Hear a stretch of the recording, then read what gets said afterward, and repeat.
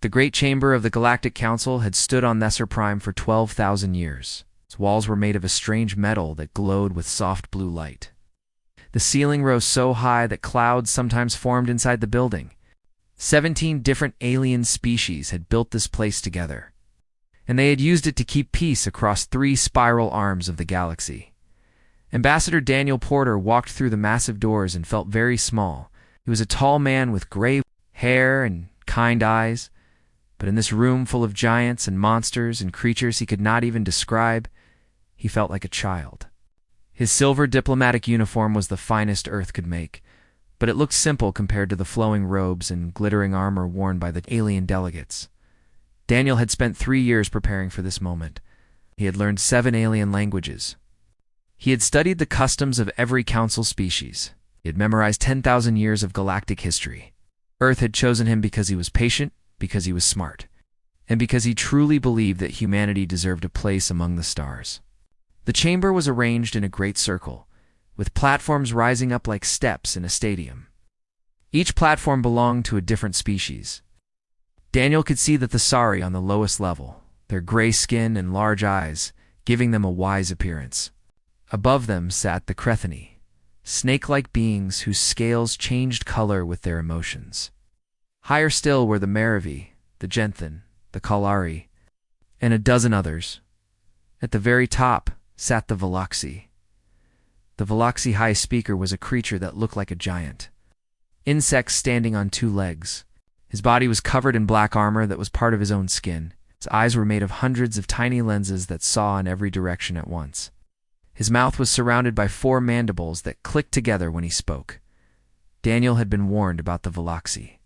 They were the oldest species on the council. They believed they were superior to everyone else. They had opposed humanity's petition from the very beginning. "You may approach," the High Speaker announced. His voice was translated by a small device in Daniel's ear, but he could still hear the clicking sounds beneath the words. Daniel walked to the center of the chamber. A small platform rose from the floor to lift him up so that all the delegates could see him clearly. "Honored members of the Galactic Council," Daniel began. His voice was calm and steady. "I come before you as a representative of Earth and all human colonies. We seek nothing more than friendship. We seek the chance to learn from your great civilizations and to share what little wisdom we have gained in our short history." He paused to let the translators catch up. Some species processed language more slowly than others. Humanity has existed for only 300,000 years. We have traveled among the stars for less than 2 centuries. We know that we are young. We know that we have much to learn. But we also know that every great civilization was young once. Every species that sits in this chamber today was once unknown and untested.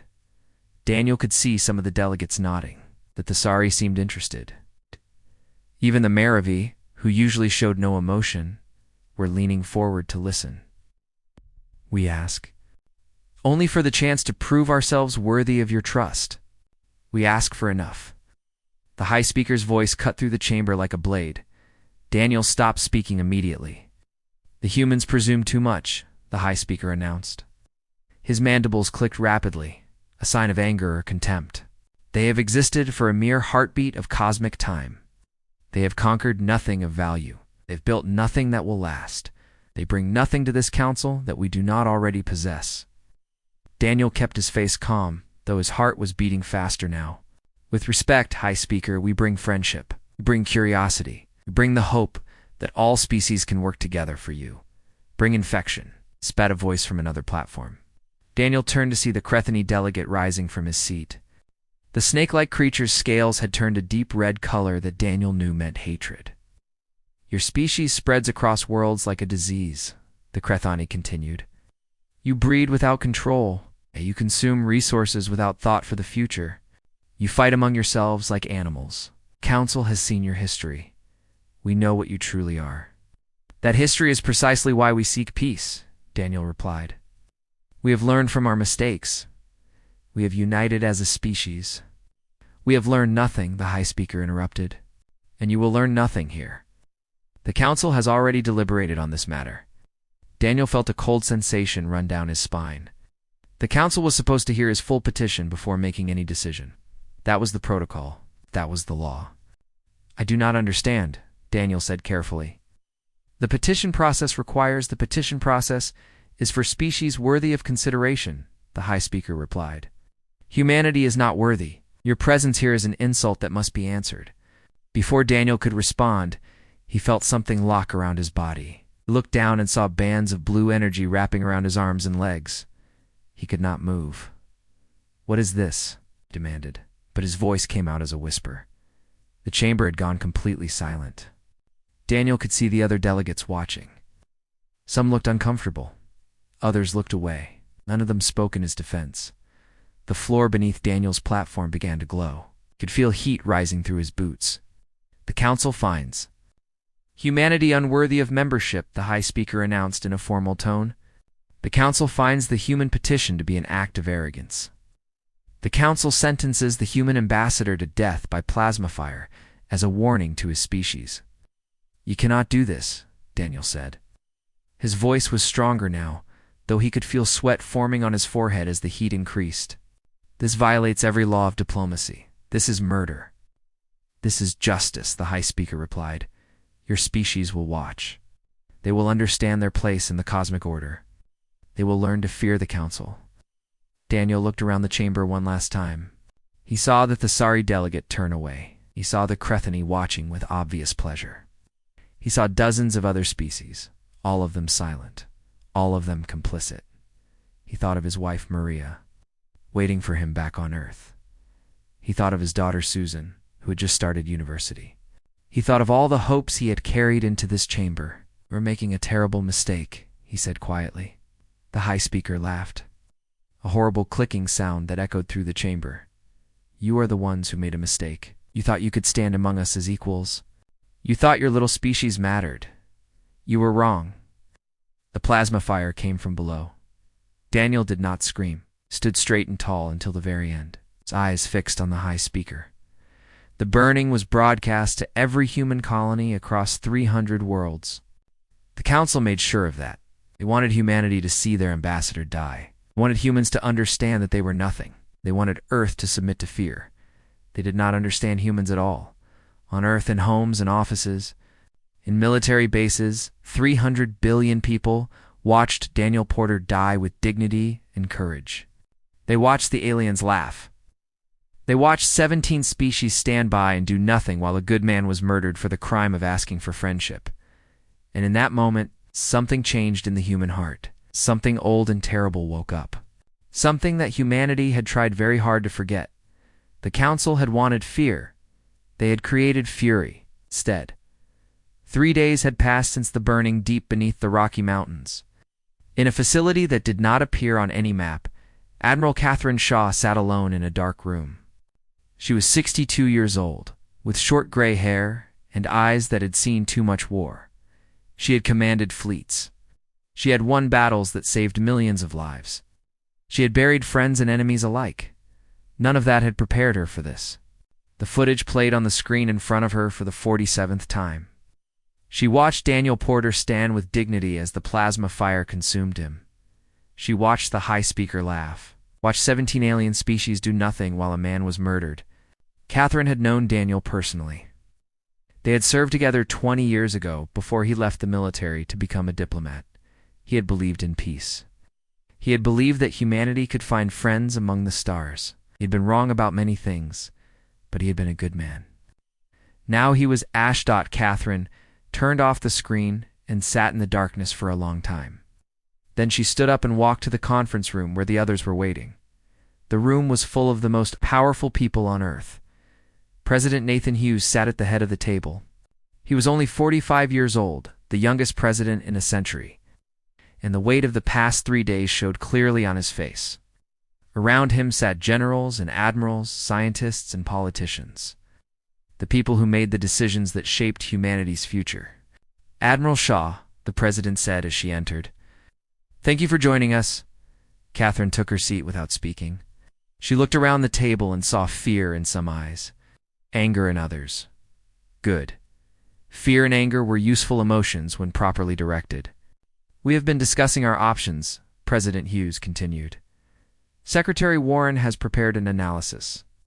Linda Warren was a small woman with sharp features and a sharper mind. She had been a professor of interstellar relations before entering politics, and she knew more about alien civilizations than a nigh-on else on Earth. "The situation is simple," Linda said. "We have no good options." She activated a holographic display showing the known galaxy. Human space was a tiny blue dot compared to the vast territories claimed by Council species. The Council controls 97% of explored space. Their combined military forces outnumber ours by a factor of approximately 10,000 to 1. Their technology is centuries ahead of our own. Our fastest ships would take 3 years to reach their nearest outpost. Their ships could reach Earth in 6 weeks.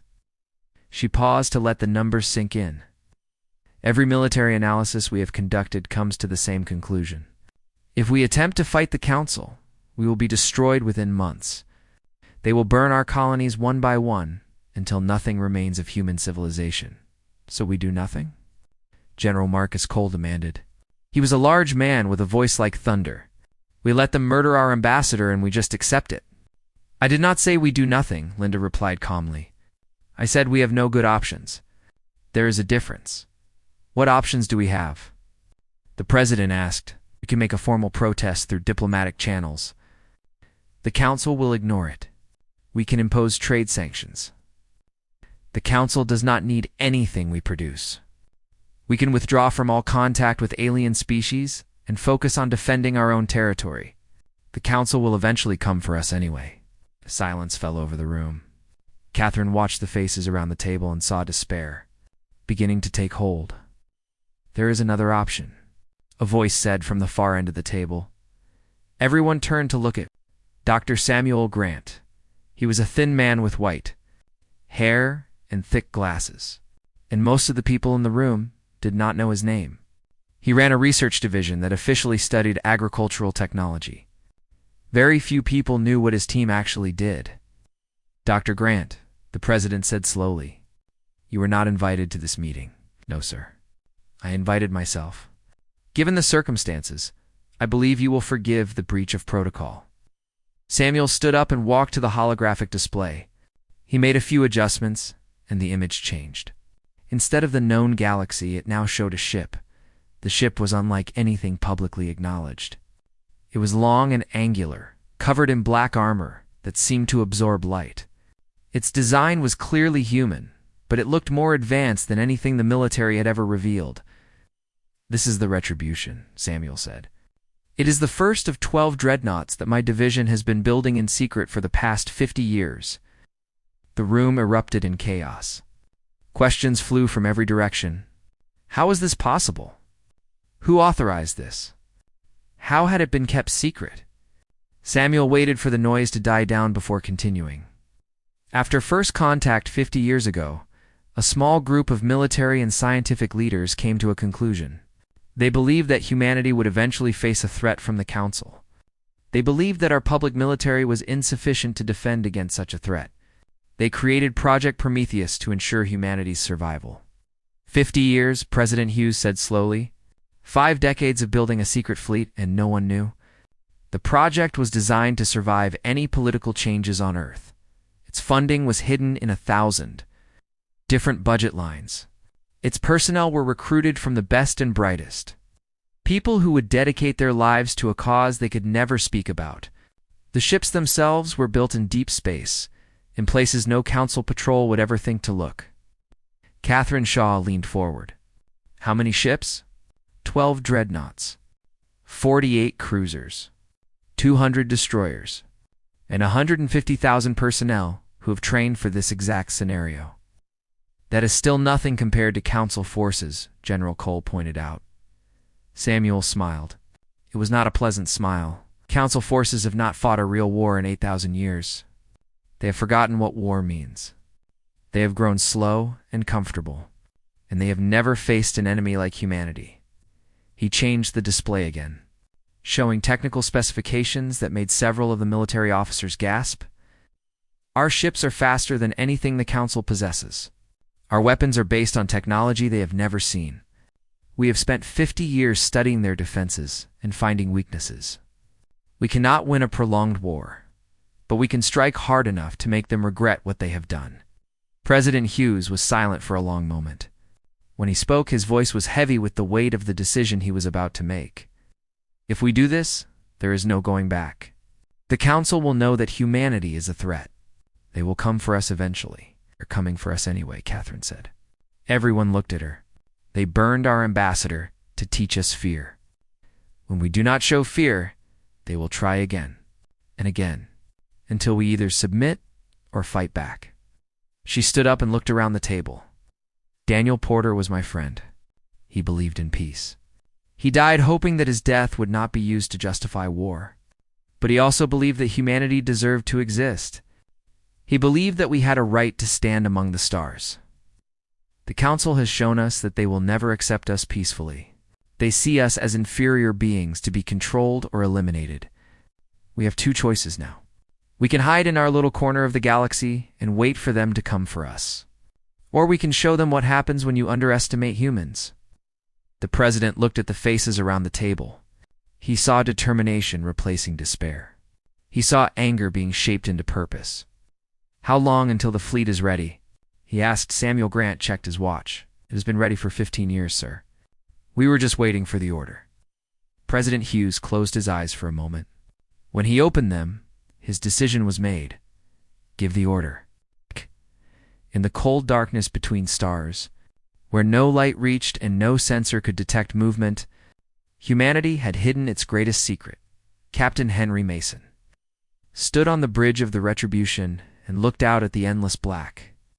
He was 53 years old, with a face weathered by years of training in conditions that would break most men. His uniform was plain black, with no rank insignia visible, because officially he did not exist. None of them did. 15 years ago. Henry had been a promising young commander in the Earth's fleet. He had a beautiful wife named Carol and a young son named Timothy. He had a future full of possibility. Then, a man in a gray suit had visited him and asked if he was willing to give up everything to protect humanity. Henry had said yes. He had never seen his family again. As far as they knew, he had died in a training accident. There had been a funeral with an empty coffin. His wife had remarried 5 years later. His son had grown up believing his father was dead. This was the price that everyone in Project Prometheus had paid. They had given up their lives, their families, their names. They had become ghosts, existing only in classified files that would be destroyed if the project was ever discovered. But they had never forgotten why they were here. Status report. Henry ordered. Commander Lisa Chen turned from her console. She was his executive officer, a woman who had given up a promising career in xenobiology to serve in the shadows. "All 12 dreadnoughts report ready, Captain. Cruiser and destroyer squadrons are in formation. Total combat strength is fully operational. Communications? Secure channels are open to all ships. Earth Command confirms the operation is authorized at the highest level." Henry nodded slowly. He had waited 15 years for those words. Part of him had hoped this day would never come. Another part had known it was inevitable. "Open a channel to the fleet," he ordered. Lisa worked her console, and a soft tone indicated that 30,000 people were now listening to his words. Henry took a deep breath before speaking. He had prepared his speech, but now that the moment had come, he found himself setting it aside. These were not people who needed fancy words. They needed truth. "You all saw what happened 3 days ago," he began. "You saw Ambassador Daniel Porter stand before the Council and ask for nothing more than friendship. You saw them laugh at him. You saw them burn him alive while 17 species watched and did nothing." He paused, letting the memory fill the silence. "The Council did that because they believe we are weak. They believe that because we sought peace, we are incapable of war. They believe that 300 years of human spaceflight means nothing compared to their 12,000 years of civilization." Henry walked slowly across the bridge, looking at each crew member in turn. They have never seen humans at war. They have read our history, but they do not understand it. They see that we fought among ourselves for thousands of years, and they think this makes us primitive. They do not realize that those wars taught us lessons that peaceful species never learn. We know how to fight when everything is lost. We know how to sacrifice for each other. We know how to take pain and turn it into strength. We know how to face death without flinching. His voice grew harder.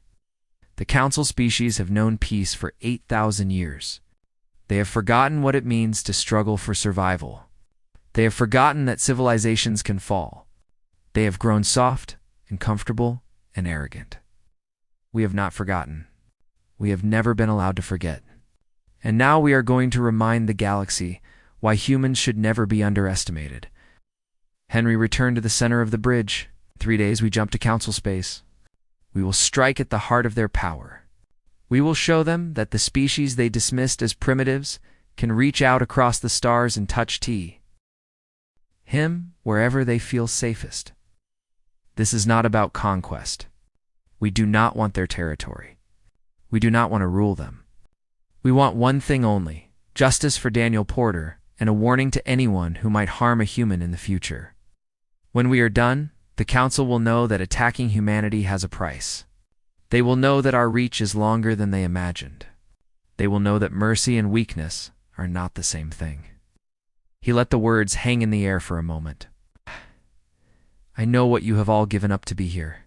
I know the families you left behind, the lives you could have had. Every one of you made the hardest choice a person can make. You chose to disappear so that humanity could survive. Today, that choice is justified. Today, we prove that the sacrifices were worth it. Today, we stop being ghosts and become the sword that humanity needs. Prepare for jump. In 3 days, we write history. He closed the channel and stood in silence for a moment. Around him, his crew went back to work, their faces set with determination. There was no cheering, no celebration. These were professionals who understood the weight of what was coming. Lisa walked over to stand beside him. "Good speech," she said quietly. "It needed to be said. Do you think we can really do this? 12 ships against the entire council?" Henry turned to look at her. "We are not fighting the entire council. We are making a statement. We hit hard, we hit fast, and we disappear before they can respond. By the time they realize what happened, we will be gone. And then what? Then the council has to decide whether to come after us. If they do, they will find that Earth is much better defended than they expect. If they do not, they will spend the next 1,000 years wondering what else we have hidden." Lisa nodded slowly. "Either way, things will never be the same." "No," Henry agreed. "They will not." Over the next 3 days, the Ghost Fleet prepared for the most important mission in human history. Engineers checked every system twice. Pilots ran simulations until they could fly their attack patterns in their sleep. Soldiers cleaned their weapons and wrote letters that might never be delivered. Henry spent much of his time walking through the ship, talking to crew members, answering questions, and providing whatever comfort he could. He knew that some of them would not survive what was coming.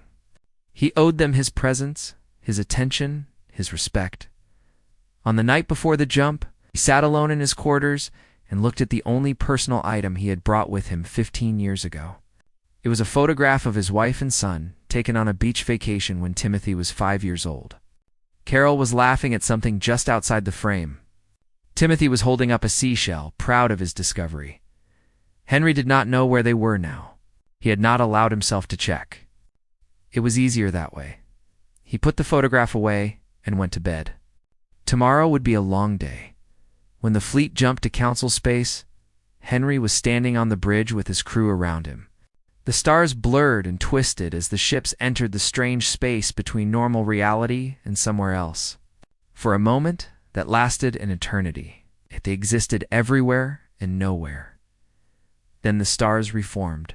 Desser Prime appeared before them, the seat of galactic power. The heart of the council, the place where Daniel Porter had died. "All ships in position," Lisa reported. "No response from council forces yet. They do not see us." Henry smiled grimly.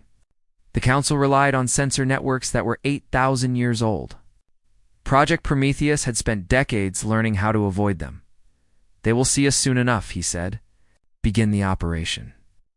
The Ghost Fleet moved forward, and the galaxy would never be the same again. High Speaker Veluxy was in the middle of a routine council session when the alarms began.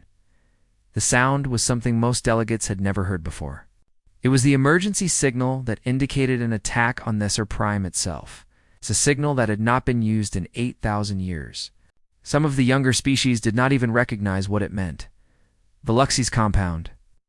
Eyes scanned the holographic displays that suddenly appeared throughout the chamber. His mandibles clicked in confusion as he tried to understand what he was seeing.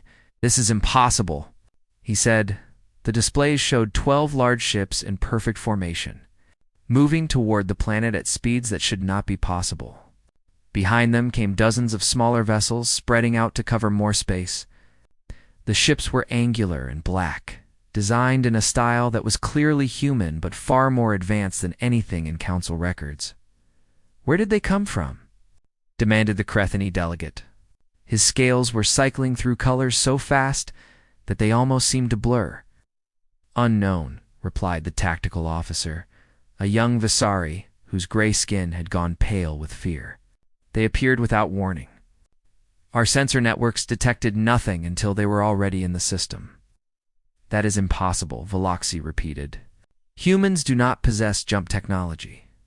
They do not have ships capable of reaching Council space. Our intelligence services confirm that their military poses no threat. Your intelligence was wrong." The voice came from every speaker in the chamber, every display screen, every personal device. It was a human voice, female, cold, and controlled. Admiral Catherine Shaw's face appeared on the main display. She was standing on the bridge of a warship, surrounded by human officers who watched their consoles with calm professionalism. Her silver hair was cut short, and her eyes held no warmth at all. "Yes. 17 hours ago, we destroyed your listening posts at the Meridian Gap," Catherine announced. 14 hours ago, we eliminated your patrol fleet in the Corvin sector. 9 hours ago, we disabled the defensive platforms protecting this system."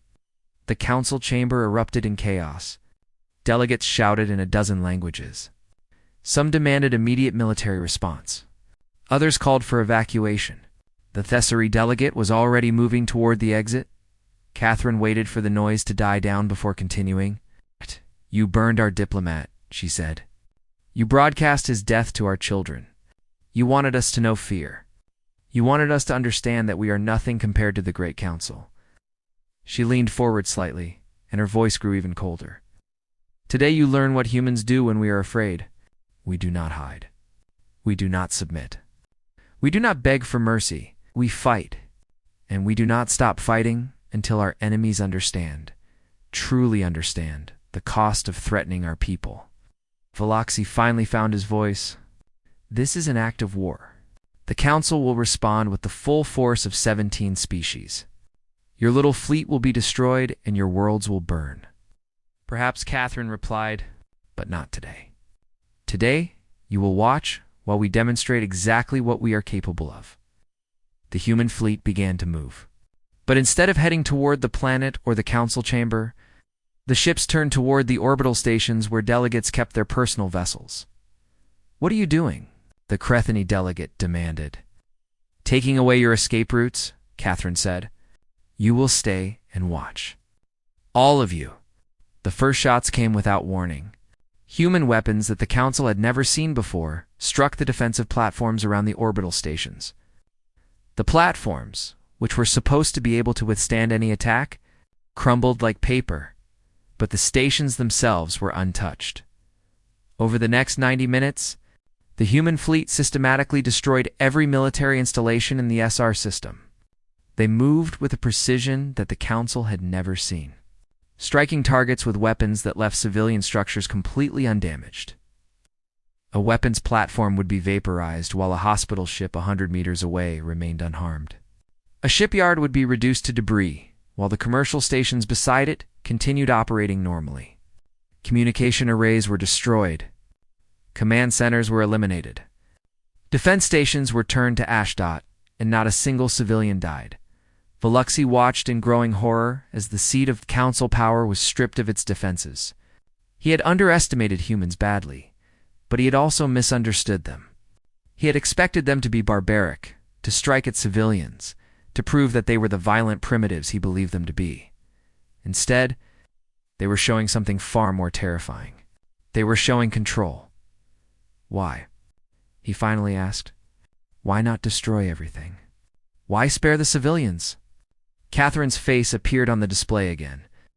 Because we are not like you, she said. We do not burn ambassadors who come in peace. We do not murder people to send messages. We are capable of mercy, High Speaker.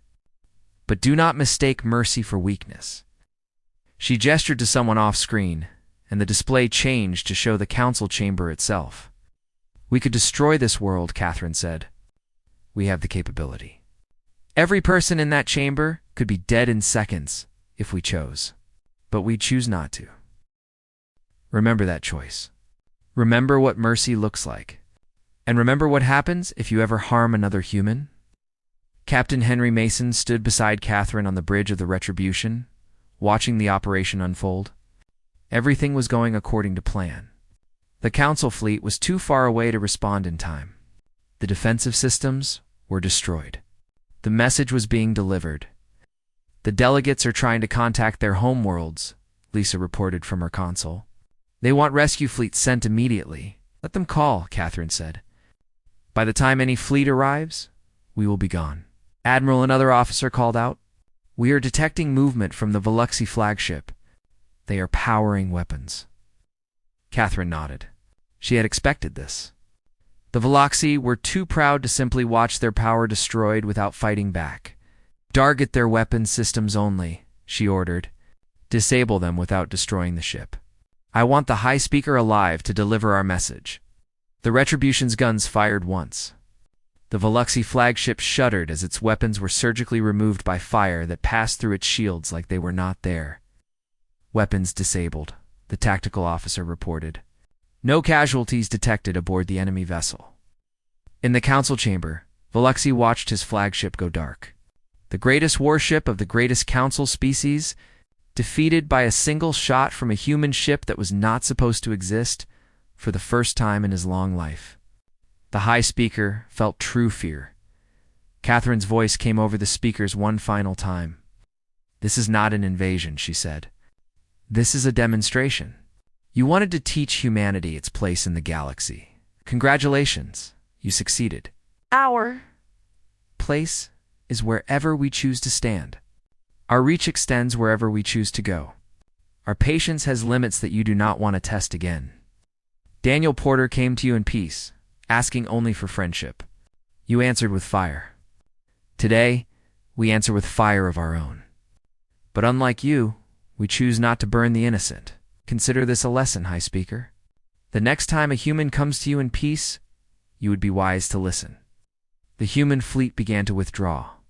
As quickly as they had appeared, they were gone, jumping back into the space between stars where no council sensor could follow. Behind them, they left the Desser system stripped of its military power. They left the council delegates stranded in their chamber, unable to flee. They left a message written in the debris of destroyed platforms and disabled warships. Humanity had arrived in the galaxy as petitioners. Asking politely for a seat at the table, they had returned as something else entirely. Veluxy stood in the silent chamber and looked at the destruction on his displays. Around him, the other delegates were slowly realizing what had happened. The species they had dismissed as primitives had struck at the heart of council power and escaped without losing a single ship. What have we done? The Thesari delegate whispered. Veluxy did not answer. He was too busy wondering the same thing. 3 months had passed since the Battle of Visser Prime in that time. The galaxy had changed more than it had in the previous 1,000 years. The Council still existed, but its power was broken. The species that had once worked together in arrogance now argued among themselves about what to do next. The Veluxy High Speaker had been removed from power by his own people. The council that had laughed while Daniel Porter burned now faced protests on 100 worlds. Species that had quietly resented council dominance for centuries suddenly found their courage. And in the midst of all this chaos, humanity waited. Ambassador Patricia Webb walked through the corridors of the council chamber on Thesser Prime. She was 47 years old, with dark hair and eyes that missed nothing. She had spent her entire career in the diplomatic service, working her way up from junior translator to senior negotiator. She had been chosen for this mission because she was smart, tough, and absolutely fearless. She was also Daniel, Porter's niece. The plasma scorches had been cleaned from the floor of the great chamber, but Patricia knew exactly where her uncle had stood. She had watched the recording 100 times, memorizing every detail. She had seen him die with dignity while the galaxy watched. Now she was here to finish what he had started. The chamber was different than it had been 3 months ago. Many seats were empty. The Crethany delegation was absent entirely. Their species having retreated to their homeworld after 3 rival species attacked their colonies. The Veloxi were present, but they occupied a lower platform than before. Their influence diminished. The new high speaker was a Vasari elder named Coordinator Yevish. He was a cautious being who had argued against burning Daniel Porter from the beginning. No one had listened to him then. Now everyone listened. Ambassador Webb, Yevish said as Patricia reached the center of the chamber. "Thank you for accepting our invitation." Patricia looked around at the assembled delegates. She saw fear in many eyes. She saw resentment in others. She saw a galaxy that had been forced to reconsider everything it believed about the order of things. "You asked for this meeting," she said. "Speak." Yevish shifted uncomfortably. The Sari were not used to being the ones who had to explain themselves. "The Council wishes to discuss terms," he said carefully. "We recognize that past actions were regrettable. We seek to establish a new relationship with Earth and all human colonies." Patricia smiled, but there was no warmth in it. "A new relationship," she repeated. "Yes, we have thoughts on that." She activated a holographic display that had been prepared by Earth Command. It showed hundreds of ships departing from human space, heading in every direction across the galaxy. "These are colony ships," Patricia explained. "They carry millions of humans to new worlds throughout what you call council space. Over the next 10 years, humanity will establish settlements on every unclaimed planet that can support human life. That is hundreds of worlds," protested a Merave delegate. "You cannot simply claim them without council approval." "Actually, we can," Patricia replied. "Your patrols will not interfere. Your laws will not apply. Humanity will expand as we see fit, and the Council will accept this because the alternative is a war that none of you want." The chamber erupted in protest, but Patricia waited calmly for the noise to die down. "You had your chance to accept us as partners," she said when the delegates were quiet again. "You chose to murder our ambassador instead. Now you deal with the consequences of that choice." Furthermore, she continued, "Daniel Porter's family will receive compensation equal to the combined economic output of the Veloxi.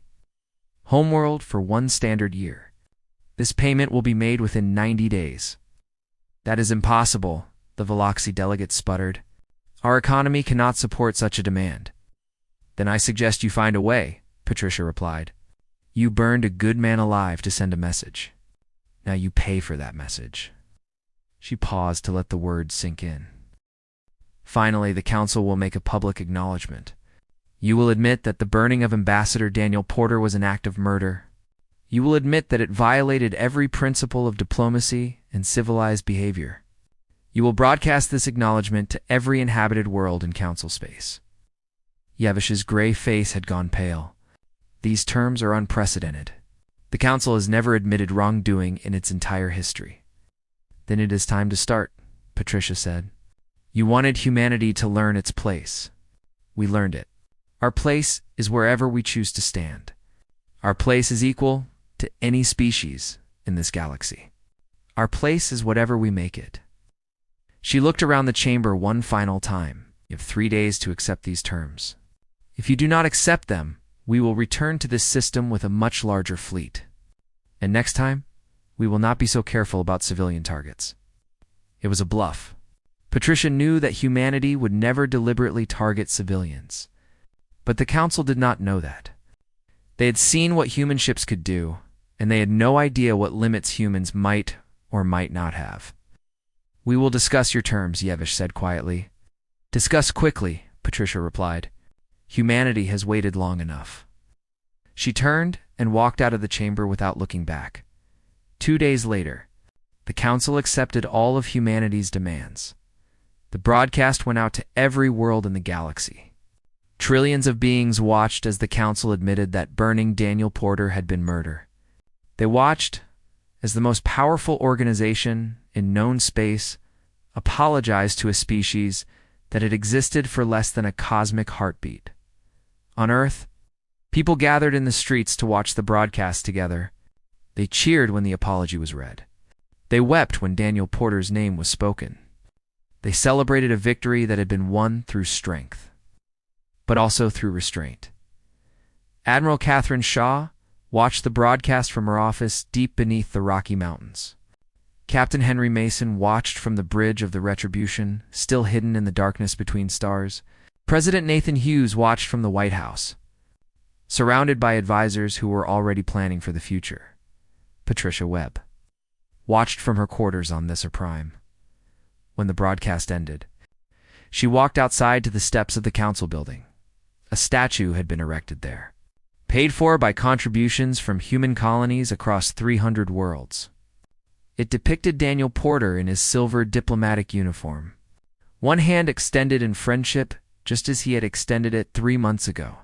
At the base of the statue, an inscription had been carved in 100 different languages. The words were simple, but their meaning was clear to anyone who read them. He came in peace. We return for justice. Never again, Patricia touched the base of the statue and thought about her uncle. He had believed in diplomacy until the very end.